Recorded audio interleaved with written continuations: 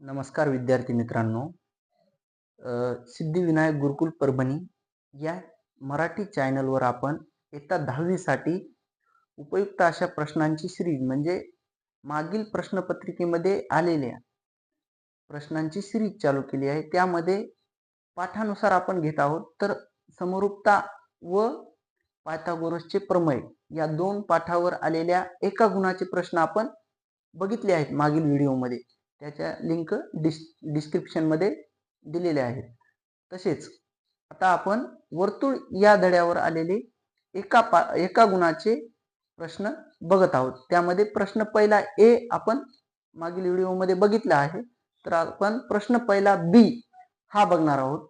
प्रश्न क्रमांक पहिला ए हा MCQ टाइप आहे व प्रश्न क्रमांक पहिलाच बी हा म्हणजे आपल्याला सॉल्व करायचा आहे. त्यासाठी प्रश्न क्रमांक पहिला मध्ये बी मध्ये पहिला बघा काय दिलेला प्रश्न आहे. हा मार्च 2020 ला आलेला प्रश्न आहे.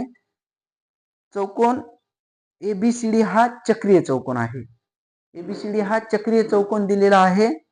जर माप कोन B हा 110 अंश मापाचा आहे तर D कोन काढा. बघा चक्रीय चौकोन दिलेला आहे कोणता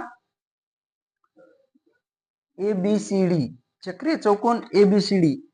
तर वर्तुळामध्ये काढावं लागेल आपल्याला.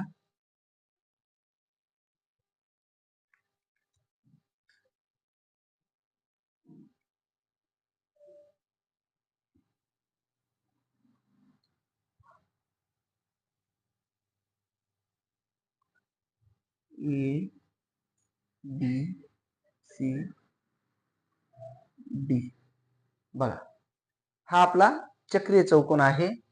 या चक्रीय चौकोनामध्ये आपल्याला बी कोणाचे माप किती दिले 110 अंश. या बी कोणाचे माप 110 अंश दिले. तर आपल्याला डी कोन काढायचा आहे. चक्रीय चौकोनामध्ये समोरासमोरील कोणाच्या मापाची बेरीज 180 अंश असते. म्हणजेच कोन ए अधिक कोन बी हा या दोघांची बेरीज किती 180 अंश. त्यामधला बी कोन 110 चा आहे. जर 180 मधून बी कोन वजा केला 110 तर येणारं उत्तर हे आपलं डी कोणाचं माप असणार आहे. तर दिलेलं काय आहे बघा चौकोन ABCD हा चक्रीय चौकोन आहे. चौकोन आहे. आता बघा त्यामध्ये अजून काय दिले माप कोन B बराबर 110 अंश हे आपल्याला दिलेलं आहे इतकं. तर आपल्याला डी कोणाचं माप काढायचंय कोन B अधिक कोन D बराबर 180 अंश. कारण काय चक्रीय चौकोनाचे समोरासमोरील कोन.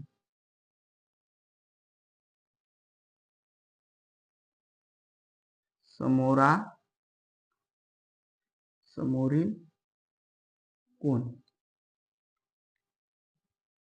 आता चक्रीय चौकोनाचे समोरासमोरील कोन. तर याच्यामध्ये बी कोणाचं माप आहे 110 अंश अधिक डी कोन आपल्याला काढायचा आहे आणि हे 180 अंश. हे 110 अंश इकडे काय आहे बेरजेमध्ये तिकडे गेल्यानंतर वजाबाकीमध्ये म्हणजे कोन डी बराबर 180 अंश वजा 110 अंश. 180 मधून 110 अंश गेले तर किती राहिले 70 अंश. तर डी या कोणाचं माप आपलं किती आलं 70 अंश.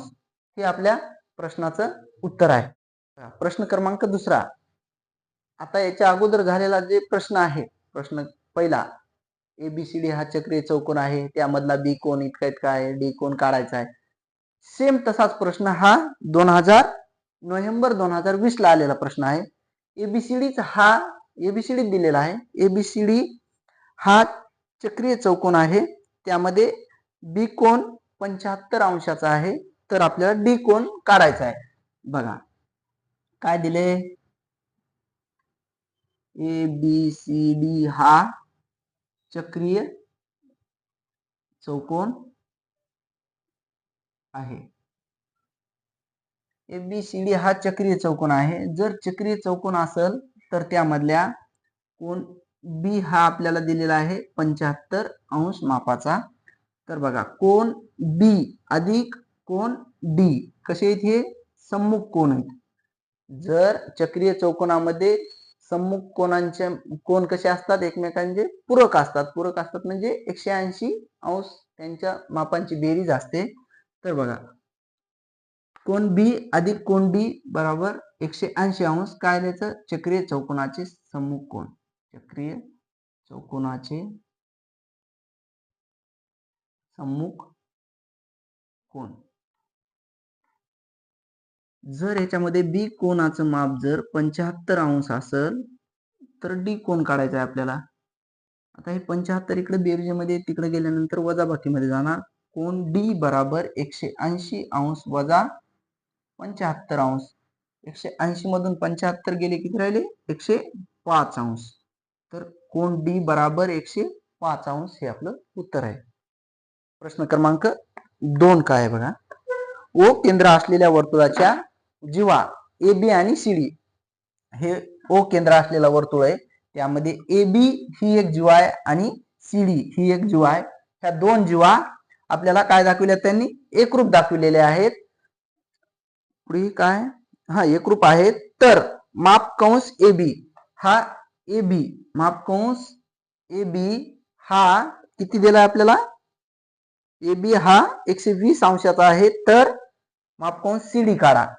तर बघा आपल्याला एका ओ केंद्र असलेल्या वर्तुळामध्ये ए बी आणि सी डी ह्या दोन जीवा काय दाखविल्यात, एकरूप दिलेले आहेत. त्यांनी अंतर्लिखित केलेले कंस हे काय असतात, एकाच वर्तुळामध्ये एकरूप जीवांसमोरील किंवा एकरूप जीवांनी अंतर्लिखित केलेले कंस हे काय असतात, एकरूप असतात. जर ए बी चं माप आपल्याला दिलेलं आहे तर सी डी चं माप बी त्याच्या बरोबरच असणार. तर बघा दिलेलं काय आहे आपल्याला,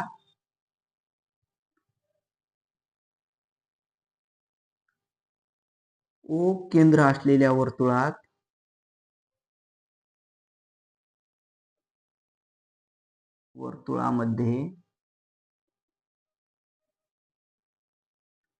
मध्ये जीवा ए बी ही एकरूप आहे जीवा सी डी ला. ह्या दोन जीवा एकरूप आहेत हे आपल्याला पक्षामध्ये दिलं आहे.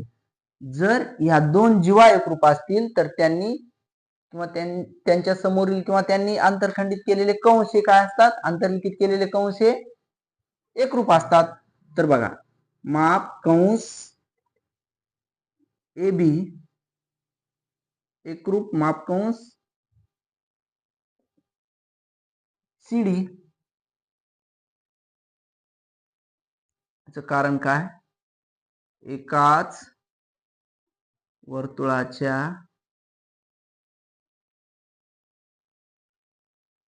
एकरूप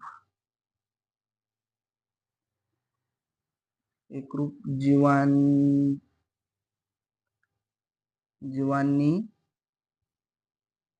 अंतर्लिखित केलेले कंस. एकाच वर्तुळाच्या एकरूप जीवांनी किंवा एकरूप जीवांनी आंतरखंडित किंवा अंतर्लिखित केलेले कंस हे काय असतात, एकरूप असतात. जर आपल्याला दिलेलं आहे माप कंस कोणता, ए बी बराबर 120 अंश दिलेला आहे.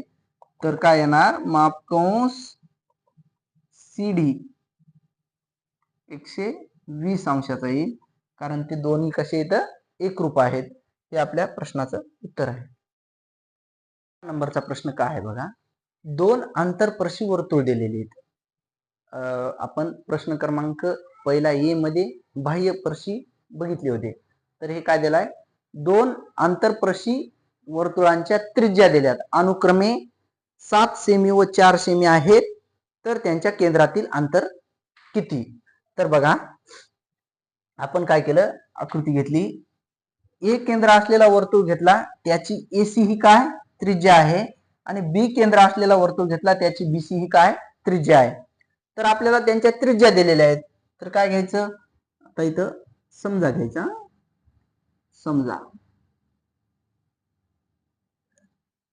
समजा एक केंद्र असलेल्या वर्तुळामध्ये त्रिज्या कोणती आहे?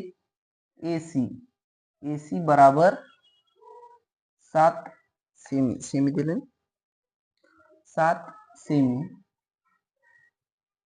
व आता तिथंच B केंद्र असलेल्या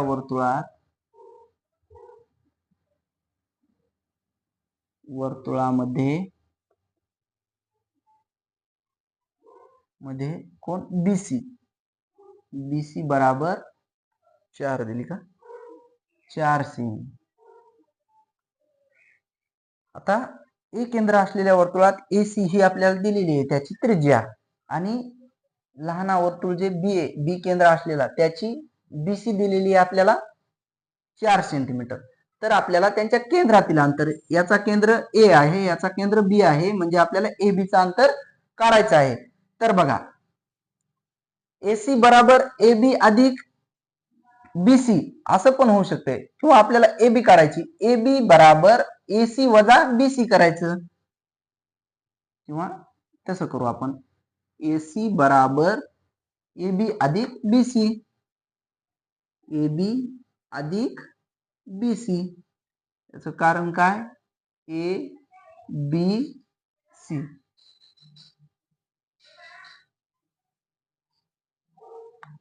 तर बघा यामध्ये काय दिलंय आपल्याला काढायची काय AB इकडे काय होणार मग ही BC इकडे येणार AC वजा BC बराबर AB. आता बघा याच्यामध्ये आपल्याला दोन्हीची किंमत माहिती आहे AC बराबर किती आहे 7 वजा BC बराबर 4 तर 7 मधून 4 गेले आणि AB 7 मधून 4 गेले 3 राहिले म्हणजे AB बराबर 3 सेमी. त्यांच्या केंद्रातील अंतर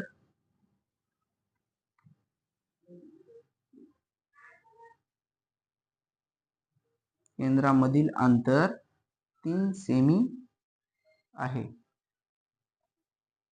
हे आपलं उत्तर आहे. बघा प्रश्न क्रमांक 5 काय आहे एका वर्तुळाची त्रिज्या 5 सेमी आहे तर त्या वर्तुळातील सर्वात मोठे जीवेची लांबी किती?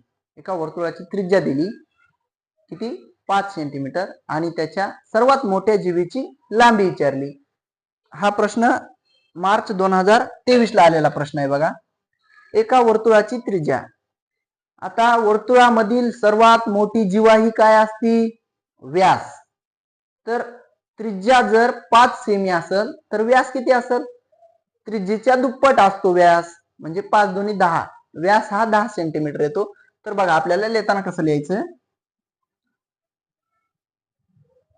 वर्तुळाची त्रिज्या बराबर 5 सेमी आहे. एका वर्तुळाची त्रिज्या 5 सेमी आहे तर आपल्याला काढायचा व्यास बराबर 2 गुणिले त्रिज्या. व्यास हा त्रिज्येच्या दुप्पट असतो आणि लिहायचं वर्तुळाची सर्वात मोठी जीवा व्यास असते. बघा एका वर्तुळाची जीवा काय हे त्रिज्या 5 सेंटीमीटर दिलेली आहे आणि आपल्याला व्यास काढायचा आहे. तर वर्तुळाची सर्वात मोठी जीवा ही काय असते व्यास असते. तर व्यासची लांबी काढायची आपल्याला त्रिज्येच्या दुप्पट असते. त्रिज्या किती आहे 5 5 दोन्ही 10 सेमी हे काय आला आपला व्यास म्हणजे लिहायचं वर्तुळाच्या सर्वात मोठ्या जीवेची लांबी किती आली 10 सेमी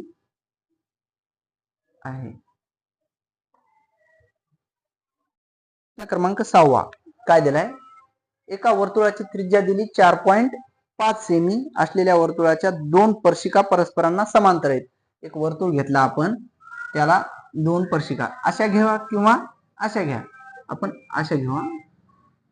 ह्या दोन स्पर्शिका, ही एक स्पर्शिका आणि ही एक स्पर्शिका.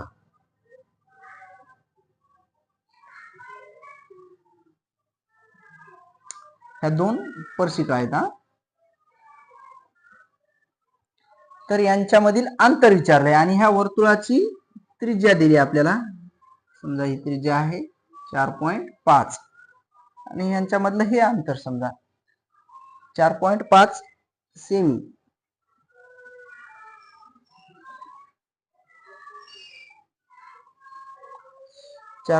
सेमी त्रिज्या असलेल्या वर्तुळाला दोन स्पर्शिका दिल्यात आणि त्या स्पर्शिका ह्या समांतर आहेत.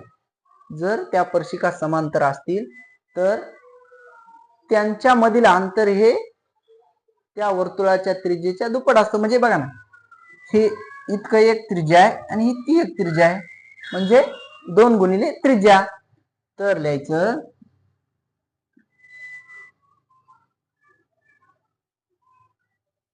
वर्तुळाची त्रिज्या काय दिली आपल्याला, त्रिज्या 4.5 सेमी. वर्तुळाची त्रिज्या दिली 4.5 सेमी आणि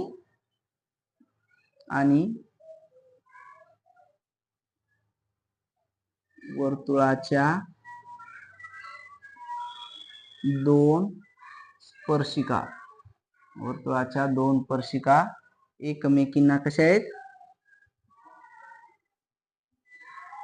एकमेकींना समांतर आहेत.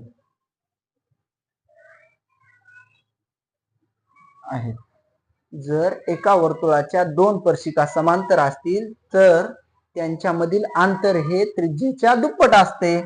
म्हणजे स्पर्शिकांतील अंतर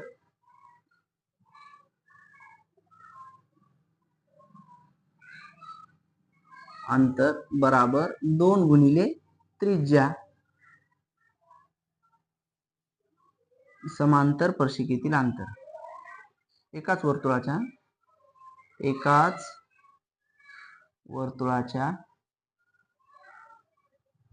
समांतर स्पर्शिकांमधील अंतर. तर बघा 2 गुणिले त्रिज्या, त्रिज्या किती आहे आपल्याकडे 4.5, 4.5 च्या दुप्पट 9 सेमी. हे काय झालं, त्यामधील अंतर. तर त्या दोन स्पर्शिकांतील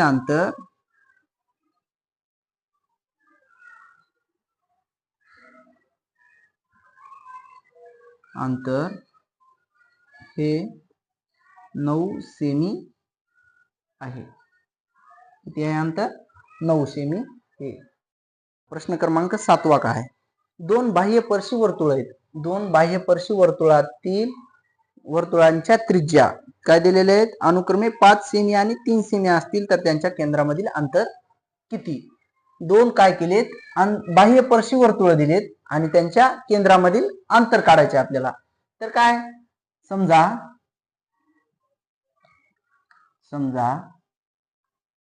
R1 बराबर 5 सेमी ही एका वर्तुळाची काय त्रिज्या आहे आणि R2 ही एका वर्तुळाची त्रिज्या आहे किती, 3 सेमी. आणि हे दोन्ही वर्तुळ कसे आहेत, बाह्यस्पर्शी. तर केंद्रामधील अंतर, बाह्यस्पर्शी वर्तुळांच्या केंद्रामधील अंतर, बाह्यस्पर्शी वर्तुळांच्या केंद्रामधील अंतर बराबर काय येते, दोन बाह्यस्पर्शी वर्तुळ आहेत म्हणजे त्यांच्या त्रिज्यांची बेरीज R1 अधिक R2. याचं कारण काय लिहायचं, बाह्यस्पर्शी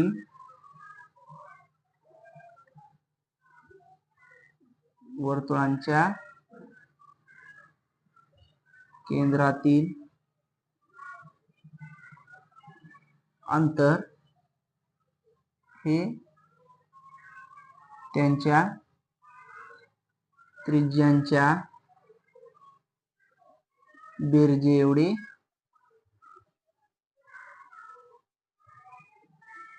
असते. दोन बाह्य परिवर्तुळाच्या केंद्रातील अंतर हे त्यांच्या त्रिज्यांच्या बेरजे एवढे असते. R1 ची किंमत किती आहे आपल्याकडे 5 सेमी.